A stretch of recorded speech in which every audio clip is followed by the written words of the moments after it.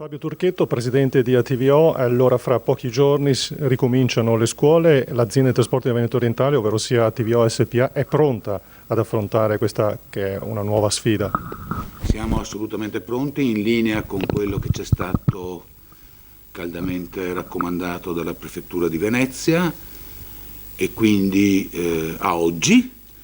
partiremo con il 50% delle presenze per quanto riguarda le scuole superiori, per quanto riguarda invece le medie e le scuole primarie non cambia assolutamente nulla, quindi questo ad oggi è la situazione. Noi siamo assolutamente pronti con mezzi aggiuntivi e pronti anche per quanto riguarda la provincia di Venezia a recare a scuola in un unico orario tutte le scolaresche. Ecco, voi sempre attenti anche al problema di eventuali assembramenti, anche questa volta in qualche modo vi farete, diciamo, aiutare attraverso una collaborazione con un'agenzia di vigilanza privata. Sì, detta così sembra una vigilanza privata però molto discreta, nel senso che la mission che hanno è solo quella di appunto non fare in modo che non ci siano assembramenti, anche perché il problema non è all'interno degli autobus, perché l'autobus è già distanziato con un 50% di presenza al suo interno, quindi lì non c'è il problema. Il problema avviene quando la gente aspetta l'autobus per salire, oppure aspetta per recarsi a scuola, oppure aspetta l'autobus per ritornare verso i domicili, verso casa.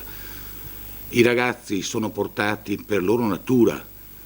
ma tutti noi uomini siamo portati per nostra natura ad essere sociali, tendiamo quindi ad assembrarci, forse lo facciamo anche in assoluta buona fede perché tendenzialmente siamo così, solo che in questo momento non possiamo esserlo, ecco perché abbiamo deciso di farci aiutare in maniera tale che ci sia l'occhio vigile di qualcuno che dove vede la possibilità di assembramenti cerca di fare in modo che non avvengano. E a proposito di evitare gli assembramenti, da ricordare che ATVO per quanto riguarda i biglietti e gli abbonamenti naturalmente anche per le scuole ha sempre in funzione il sistema online che in questo momento è caldamente raccomandato. No, è fondamentale, a parte che stiamo andando verso quel tipo di sistema. Io credo che oggi sia fondamentale utilizzare tutte quelle piattaforme che ATVO negli anni ha messo a disposizione degli utenti per fare in modo di comprare il biglietto online o rinnovare gli abbonamenti online.